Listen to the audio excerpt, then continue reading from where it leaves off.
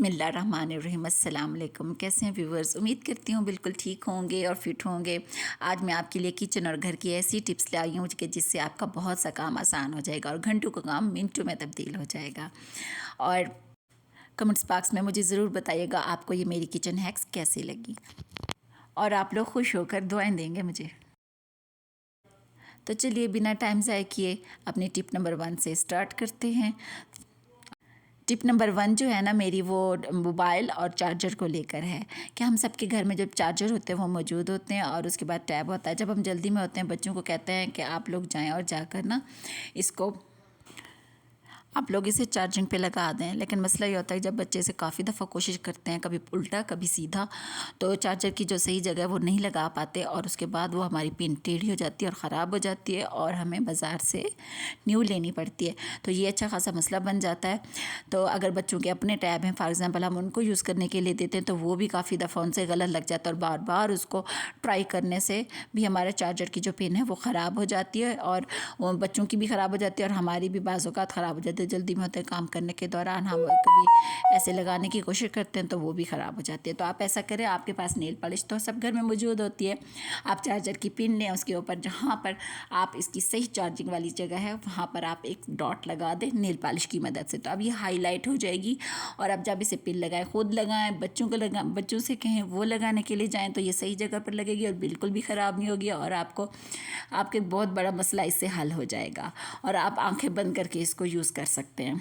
इससे हो गया ना आपका काम बहुत सारा आसान, है ना? बहुत अच्छी टिप। उम्मीद है आप इसको ज़रूर यूज़ करेंगे और ज़रूर अप्लाई करेंगे और इससे खूब फ़ायदा उठाएंगे। तो चलिए हम अब चलते हैं अपनी एक और न्यू टिप की तरफ। टिप नंबर 2 हमारी है लहसुन को लेकर। ऐसा होता है जब हम खाना बनाते हैं किचन में तो हमारे पास अक्सर हमें लहसुन तो लाजमी छीलना पड़ता है, क्योंकि हर खाने के साथ बनाना पड़ता है। तो इसके लिए अक्सर हम ग्रेटर का यूज़ करते हैं। जब ग्रेटर पर हम इस लहसुन को हम लोग छीलते हैं तो इससे क्या होता है, हमारा हाथ अक्सर, क्योंकि इसके काफ़ी तेज़ होते हैं ये अंदर से, तो इसके ब्लेड्स जो होते हैं, तो अगर हम यूज़ करते हैं तो इससे क्या होता है, हमारे हाथ पे अक्सर ब्लड वगैरह या खून निकल आ जाता है। जैसा कि आप देख रहे हैं इस तरह से हम लोग इसको ग्रेट करते हैं। अब अगर मैं इस तरह से करती हूँ तो 1-2 दफ़ा मेरे साथ भी ऐसा हो ही चुका है, इससे ब्लड निकल आता है क्योंकि ये काफ़ी इसके तेज़ होते हैं और इस तरह करने में आसानी होती है और हम अक्सर इसी ग्रेटर पर यूज़ कर लेते हैं। तो आप ऐसा करें, आपके घर में शापर मौजूद होगा, पतला सा शापर, दरमियाना सा, आप उसको लें और उसके बाद आप इस तरह से, जिस तरह से मैंने चढ़ाया, आप ग्रेटर के ऊपर चढ़ा लें, इस तरह से ऊपर रखें और फिर आप अगर इसको आप इस तरह से आप ग्रेट करते हैं अपने लहसुन को तो ये बहुत अच्छा लहसुन ग्रेट हो जाता है। उससे वैसे थोड़ा सा मोटा भी होता है और अगर तो थोड़ा सा साइज़ में बड़ा हो जाता है, लेकिन आप शापर चढ़ाकर अगर करते हैं तो आपका इसका साइज़ भी बारीक होता है, पीसने से भी ज़्यादा अच्छा साइज़ हो जाता है, ऐसा लगता है जैसे ब्लेंड किया हुआ हो। तो आप देखेंगे इसको, जब मैं करके फ्री होंगी तो आपको दिखाती हूँ। तो इससे बहुत अच्छा से ये ब्लेंड भी हो जाता है और इस तरह अच्छे तरीके से ग्राइंड भी हो जाता है और आपका देखें ये जो ग्रेटर है ये भी साफ़ हो गया, धोने की भी इसका अब आपको ज़रूरत नहीं पड़ेगी, है ना? बहुत अच्छा टिप।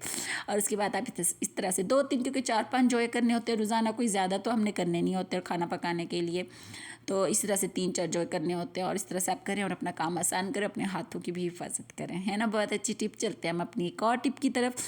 ये टिप भी हमारी बहुत अच्छी और बहुत काम आने वाली है आज आपके। ये भी मैं लहसुन के बारे में आपको बताऊंगी।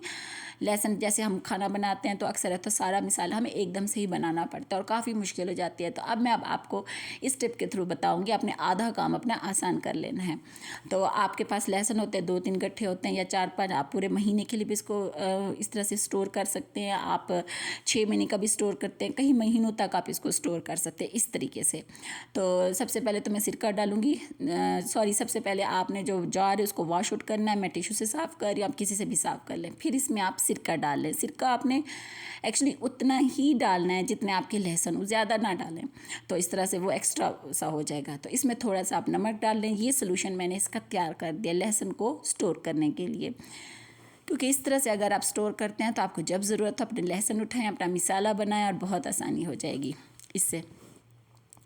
तो जितना मेरे पास सिरका है मैं उतना ही उसमें लहसुन डाल रही हूँ और इस तरह से मैं इसको लिड बंद करके फ्रिज में रख दूँगी और ये कई महीनों तक मेरा जो है ना, ये तो मैंने थोड़ा सा बनाया, आप जितना आपकी फैमिली हो, आपको जितनी ज़रूरत होती है तो स्टोर ये कई महीनों तक रह सकता है। तो बहुत आसानी हो जाएगी। जब आप मिसाला बनाएं इसको उठाएँ और यूज़ करें, है ना? बहुत अच्छी टिप। ये मेरी टिप जो है ना, ये है मेरी मिसाले को लेकर। जैसे चम्मच होते हैं हमारे पास, कुछ ऐसे होते हैं जार होते हैं, हम घर में कोई भी रैंडमली जार अक्सर मिसाले के लिए रखने के लिए यूज़ करते हैं। चम्मच हमने कुछ लेके रखे होते हैं तो वो जार में पूरे नहीं आते, जैसा कि आप देख रहे हैं इस केस में।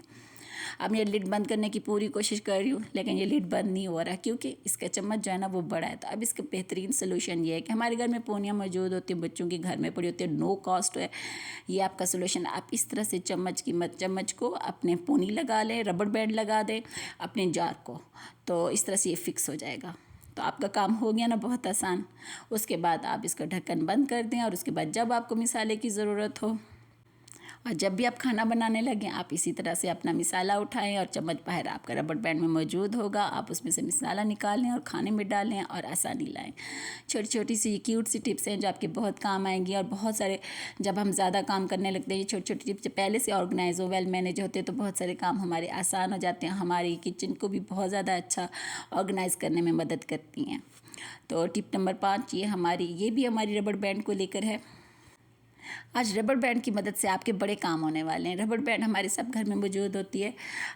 हमारे छोटे बच्चे होते हैं, फॉर एग्जांपल बहुत छोटे, जिनको अभी लिखना पढ़ना स्टार्ट करते हैं, तो उनका क्या होता है, पेंसिल कई महीनों तक उनको पकड़नी ही नहीं आती।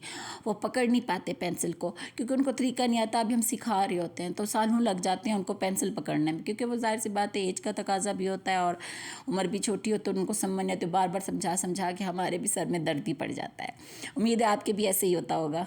तो इसका बेहतरीन सोल्यूशन लिया कि ये देखिए, ये मैंने रबड़ बैंड लिया है, दोनों हाथों में, 2 फिंगर्स में जिनमें हम पेंसिल पकड़ते हैं उसमें आपने रबड़ बैंड को लगा देना है। ये देखें कितने बेहतरीन तरीके से आपने इसको फोल्ड करना है। एक टर्न देना है या दो टर्न देना है, काम बन जाएगा आपका। तो इस तरह से अब देखिए मैं इसको हिला भी रही हूँ तो ये पेंसिल अपनी जगह पर फिक्स है। जहाँ पर आपने बच्चे को पेंसिल पकड़वानी है वहाँ पर रबड़ बैंड फिक्स कर दें। उसके बाद बच्चा इसे लिखना स्टार्ट कर देगा और पेंसिल वहीं पर फिक्स रहेगी। तो इस तरह से आपका काम बहुत आसान हो जाएगा और बच्चों को डांटना भी नहीं पड़ेगा, डांट डपट भी नहीं पड़ेगी। ये देखें ये कितने अच्छे से, ये फ्लेक्सिबल भी है और अपनी जगह पर फिक्स भी है। तो बच्चे आराम से इसे लिखें, इसको यूज़ करें और बहुत फ़ायदा उठाएं इस टिप से। आप उम्मीद है आपने मेरी इन सब नो कॉस्ट टिप से बहुत फ़ायदा उठाया होगा। इंशाल्लाह मिलते हैं एक नई वीडियो के साथ। तब तक के लिए अल्लाह हाफिज़।